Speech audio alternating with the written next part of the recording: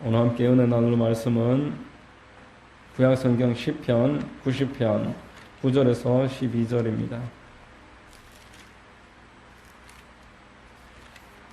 구약성경 10편 90편 9절로 12절 말씀을 제가 봉독해 드리겠습니다.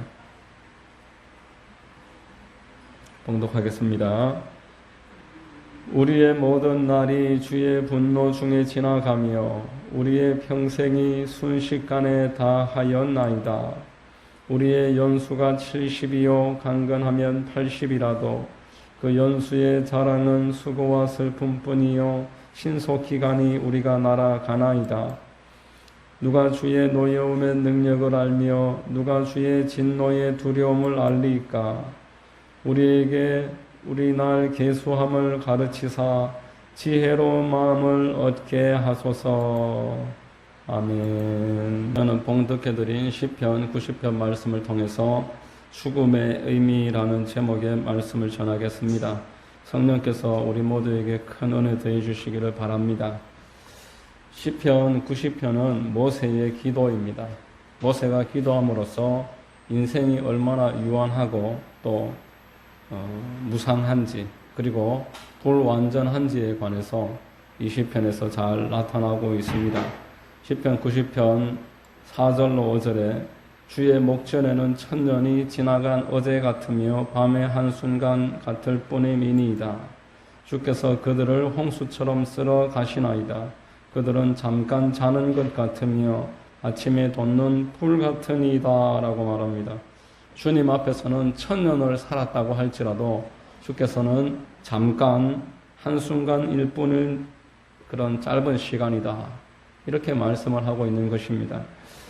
이제 이틀이 지나면은 추석입니다. 추석이 지나고 나면은 이제 완연한 가을입니다.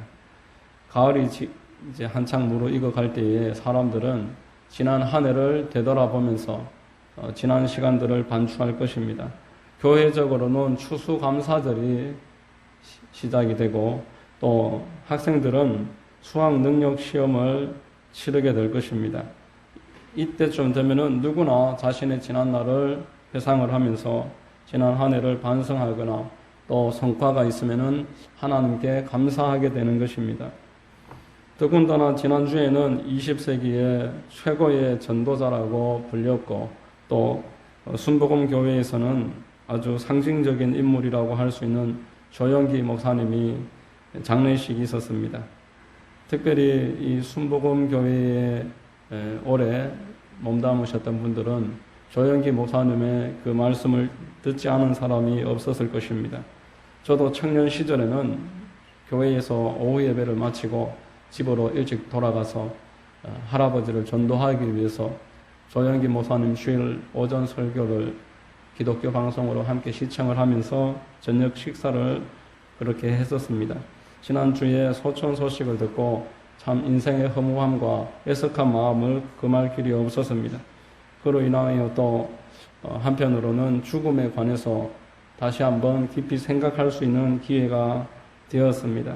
그래서 오늘은 이 가을을 맞아서 추석을 맞아서 또 장례식을 치른 이쯤 해서 죽음의 의미에 관해서 한번 살펴보는 것이 적절하다라는 생각을 했었습니다.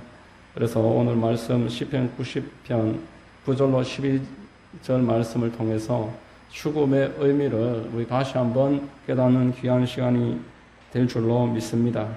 첫째로 모든 인생은 끝이 있습니다.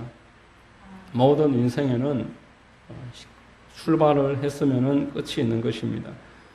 90편 9절 말씀에 우리의 모든 날이 주의 분노 중에 지나가며 우리의 평생이 순식간에 다하였나이다 이렇게 말합니다. 모든 날이 지나가고 평생이 다하였나이다 라고 모든 인생을 대변해서 오늘 모세가 이 시편에서 기록을 하고 있습니다.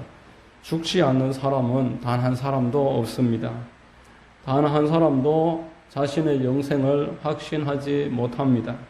제국의 황제들이 미라를 만들어 놓고 부활을 기대했지만 소용이 없었습니다. 자신은 영생한다고 그렇게 선전을 했었던 이단의 그 우두머리들이 모두 다 죽었고 한 차례도 부활을 한 적이 없었습니다. 오히려 무덤만 웅장하게 만들어 놓고 있는 것입니다. 히브리서 9장 27절에는 한 번 죽는 것은 사람에게 정해진 것이요 그 후에는 심판이 있으리니 이렇게 말합니다.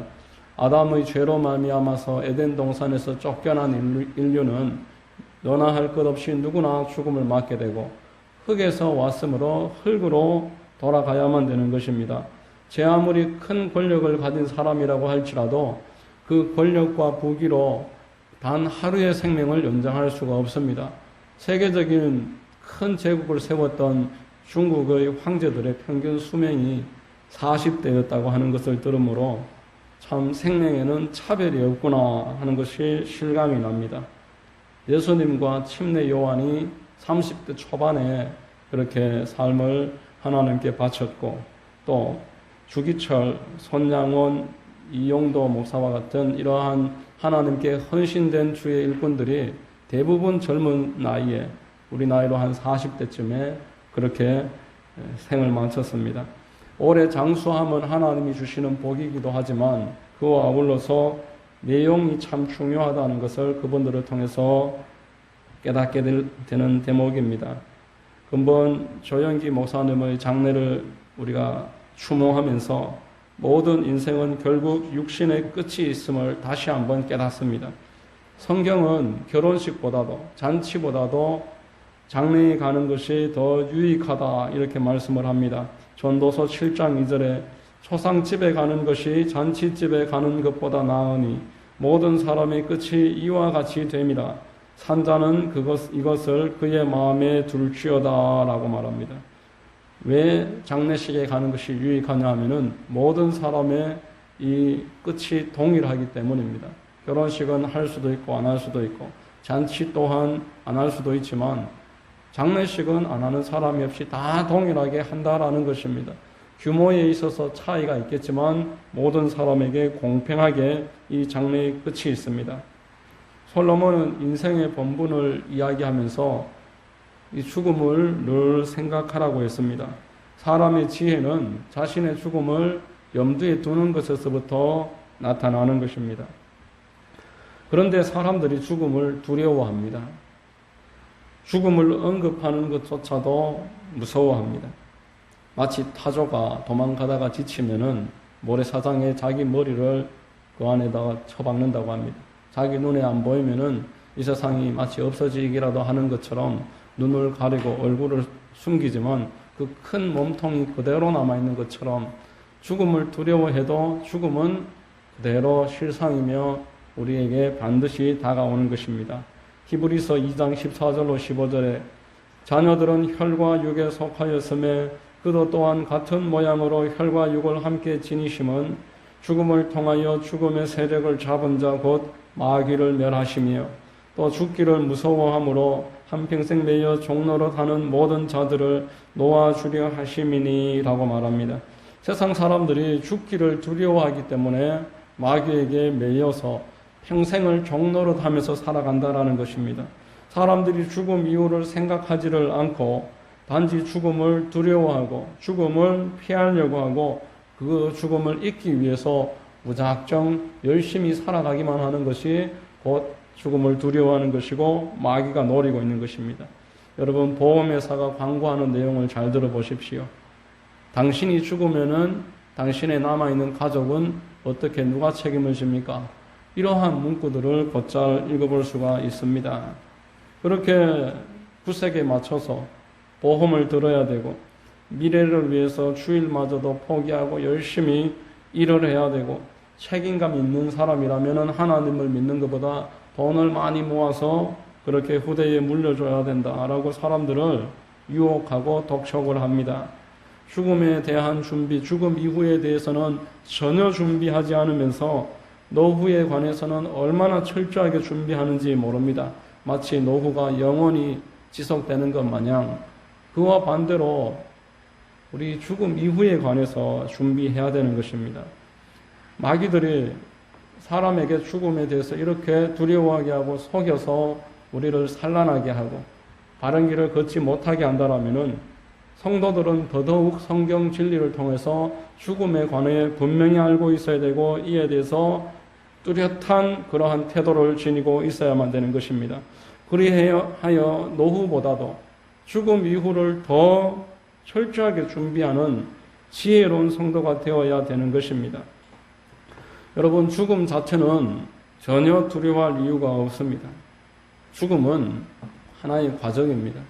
뱃속에 아이가 10달이 지나면은 뱃속에서 나와야 되는 것처럼 이 인생의 삶을 마치면은 이 허물을 벗듯이 이 죽음을 통과하는 것입니다. 만일 태속의 아이가 여기가 좋사오니 하면서 편안하고 안전하고 성가신 일 없다고 태속에서 계속 자라기를 원한다면은 그 어머니와 그 아이의 둘 다 생명이 위험할 것입니다. 이 땅에서 오래 살고자 계속 많은 것을 쌓아놓고 그저 이 땅에서 아무 일 없이 지금처럼 계속 지내고자 하는 이러한 어리석음을 진리를 통해서 우리가 올바르게 직시해야 됩니다. 죽음을 두려워하지 말고 죽음 이후와 죽음 이후에 우리의 영생에 관해서 주장하시는 분을 두려워하라고 성경에서 말씀을 하고 있습니다. 마태복음 10장 28절에 몸은 죽여도 영혼은 능히 죽이지 못하는 자들을 두려워하지 말고 오직 몸과 영혼을 능히 지옥에 멸하실 수 있는 이를 두려워하라 라고 말했습니다. 여러분, 기차를 타면은 기차를 내려야 되고 기차 내리는 것이 목적이 아니라 내린 이후에 목적지에 도달할 수가 있습니다. 사람이 태어나면은 반드시 죽음을 거쳐야 되고 그 이후에 우리의 목적지가 있다라는 것입니다. 둘째로 인생은 속히 끝나고 이 인생은 수고와 슬픔으로 가득 채워진다 라고 성경은 말씀을 하고 있습니다. 시편 90편 10절에 우리의 연수가 70이요 간근하면 80이라도 그 연수의 자랑은 수고와 슬픔뿐이요 신속히 가니 우리가 날아가나이다 라고 말합니다. 여러분, 인생에는 정해진 수명이 있습니다. 본문은 70과 80이라고 하지만 그 사이는 훨씬 더 이상으로 긴 수명을 누립니다. 그러나 아무리 건강을 잘 관리할지라도 일정 부분 한계가 있어서 150세, 200세 그 이후로 살 수는 없습니다. 결국에는 70, 80으로 대변되는 한정된 기간 안에서 우리가 생을 마치게 되는데 성경은 우리의 이 인생의 기간을 풀의 꽃과 같다, 안개와 같다 이렇게 말을 하고 있습니다. 이사야서 40장 6절에 모든 육체는 풀이요 그의 모든 아름다움은 들의 꽃과 같으니 풀은 마르고 꽃이 시듬은 야훼의 기운이 그 위에 붐이라 이 백성은 실로 풀이로다 라고 말합니다. 그나마도 짧은데 이 짧은 시기 가운데서 우리의 꽃이 말라버리고 우리의 풀이 시들어버릴 만한 일들이 계속 생긴다는 것입니다. 전도서는 인생이 수고와 슬픔으로 가득 차 있으며 차라리 태어나지 않는 자가, 낙태되는 자가 이 땅에서 수고하면서 살아가는 자보다 낫다라고 말합니다. 여러분, 이렇게 금방 끝나버리고 또 이 짧은 시간 가운데서 슬픔과 수고가 가득할 바에야 사는 것이 무슨 의미가 있겠습니까? 그러므로 인생의 지혜는 자신의 남은 날을 계수하는 것이 지혜인 줄로 믿습니다. 12절 본문에 보시면은 우리에게 우리 날 계수함을 가르치사 지혜로운 마음을 얻게 하소서라고 말합니다. 인생이 만일 정말 100세 미만이라면은 지금 내 나이로 봤을 때 내가 그 인생에 어디쯤 와 있는가? 이것을 생각하는 것이 지혜라는 것입니다. 사람들이 죄에 쉽게 빠지고 욕심을 따라가는 이유는 나의 남은 시간에 대해서 가늠해 보지 않기 때문이다 라는 것입니다. 마치 죽음이 나를 피해가기라도 하는 것처럼 죽음은 나와 상관없다라고 생각하면서 살아가기 때문에 유혹에 빠져드는 것입니다. 구약성경에 아브라함과 이삭과 야곱이 간혹 실수할 때도 있었지만 제자리를 잡을 수 있었던 것은 자신의 목적지를 알았기 때문입니다. 가나안 땅의 햇사람에게 샀던 막달라 굴에 나와 나의 모든 가족들이 매장되어야 된다는 것을 알았고 우리가 애굽에서 살아갈지라도 가나안을 향해서 목적이 정해져 있다는 것을 알았기 때문에 그 땅에서 유혹에 빠지지 않을 수가 있었습니다. 사도 바울과 베드로도 자신의 끝을 잘 알고 있었습니다. 베드로에게는 십자가에서 죽을 것이라는 예언이 있었고, 사도 바울은 로마 황제 가이사 앞에 가서 복음을 전해야 한다라는 그러한 소명이 있었습니다. 그런 이유와 소명이 있었기 때문에 사도 바울과 베드로도 큰 어려움과 고난이 있었지만 좌로도 우로도 치우치지 않고 숱한 어려움을 이겨낼 수가 있었습니다. 누가복음 9장 26절에 예수께서 이르시되 손에 쟁기를 잡고 뒤를 돌아보는 자는 하나님의 나라에 합당하지 아니하니라 라고 말씀을 했습니다. 사명이 있는 사람은 베세메스의 암소가 법궤가 실려있는 수레를 끌고서 눈물을 흘리지만 앞으로 향해서 전진했던 것처럼 앞으로 뚜벅뚜벅 나아가는 것입니다. 여러분, 참으로 인생의 의미와 죽음의 의미는 믿음을 통해서 볼 때에만 그 의미를 알 수가 있습니다. 불신의 눈으로 볼 때에 죽음은 단지 끝입니다. 불신자의 눈으로 볼 때 죽음은 그저 미답지일 뿐인 것입니다. 불신의 눈으로 볼 때에 한 번도 가본 적이 없는 곳이 죽음 이후이므로 당연히 불안할 수밖에 없고, 모든 것을 잃어버리는 이 죽음을 생각할 때에 날마다 두려움과 절망과 허무가 깊어갈 수밖에 없습니다. 그러나 믿음의 눈으로 볼 때 죽음은 희망입니다. 믿음의 눈으로 볼 때 죽음은 출발이고 시작입니다. 이 땅의 수고를 거치고 나를 사랑하시는 주님께서 기다리고 있는 곳을 향해 나아가는 출발점이 되는 것이고 안식의 시작이 되는 것입니다. 실로 사도 바울과 같은 주의 일꾼들은 날마다 이 죽음을 고대하면서 주님을 만날 것을 사모했습니다. 요한계시록 21장 4절에 모든 눈물을 그 눈에서 닦아주시니 다시는 사망이 없고 애통하는 것이나 곡하는 것이나 아픈 것이 다시 있지 아니하리니 처음 것들이 다 지나갔습니다. 이렇게 말씀을 합니다. 잠깐 지나가는 이 처음의 시간이 지나가고 나면은 영원히 고통도 눈물도 아픔도 슬픔도 없는 영생이 기다리고 있다라는 것입니다. 아무 자극도 없는 그러한 진공의 상태에 들어가는 것이 아닙니다. 요한계시록 20장 3절 5절에 다시 저주가 없으며 하나님과 그 어린 양의 보좌가 그 가운데에 있으리니 그의 종들이 그를 섬기며 그의 얼굴을 볼 터이요 그의 이름도 그들의 이마에 있으리라. 다시 밤이 없겠고 등불과 햇빛이 쓸데없으니 이는 주 하나님이 그들에게 빛이심이라. 그들이 세세토록 왕노릇 하리로다 라고 말합니다. 다시 저주가 없는 곳에서 하나님과 예수 그리스도와 함께 땅을 영원토록 왕처럼 다스리는 곳이 천국인 것입니다. 이것을 알 때에 어찌 우리 성도들이 죽음을 회피하고 죽음에 대해서 막연히 두려워할 수가 있겠습니까? 믿음의 눈으로 볼 때에 이 땅의 시간은 잠깐 지나가는 나그네의 길이다라고 말했습니다. 그래서 사도 바울은 성도들을 나그네라고 칭합니다. 베드로전서 1장 17절에 외모로 보시지 않고 각 사람의 행위대로 심판하시는 이를 너희가 아버지라 부른즉 너희가 나그네로 있을 때를 두려움으로 지내라. 여러분, 우리 주님께서 먼저 이 죽음을 통과하셨습니다. 이 죽음을 통과하신 다음에 첫 열매로서 부활하셨습니다. 이제 주님을 믿고 따르는 성도들도 함께 죽음을 통과한 다음에는 부활이 있으며 이 땅에서의 모든 언행에 대해서 심판이 기다리고 있습니다. 이 땅에서 주를 따랐던 자에게는 상과 면류관이 주어질 것이고 주를 따르지 않았던 자에게는 죽음과 심판이 기다리고 있습니다. 요한복음 12장 24절에 내가 진실로 진실로 너희에게 이르노니 한 알의 밀이 땅에 떨어져 죽지 아니하면 한 알 그대로 있고 죽으면 많은 열매를 맺느니라 라고 말했습니다.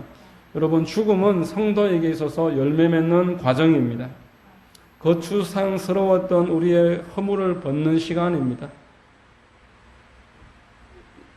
유충을 벗어 던지고 나서 나비가 날아오를 수 있는 것처럼 우리가 이 육신의 허물을 벗어 던지고 나서야 하늘나라에서 하나님과 함께 영원히 살아갈 수가 있는 것입니다.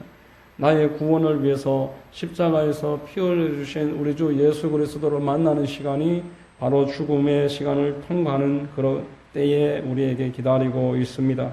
그러므로 성도들은 죽음을 두려워하지 말고 죽음 이후에 우리 주님과 함께 영원히 살 것들을 고대하면서 이 땅에서도 주님과 동행하는 것을 본분으로 알아 하나님과 함께 동행하는 여러분들 다 되시기를 예수님의 이름으로 축원드립니다. 기도하겠습니다. 좋으신 하나님 감사합니다. 오늘 말씀을 통해서 죽음의 의미를 깨닫게 하심을 감사합니다. 죽음을 막연히 두려워하고 피해야 될 시간이 아니라 하나님과 만나는 시간이요 우리의 지난 날을 결산하는 시간임을 다시 한번 깨닫게 하시고 하나님의 뜻대로 날마다 나아갈 수 있도록 인도하여 주시옵소서. 예수 그리스도의 이름으로 기도드립니다. 아멘.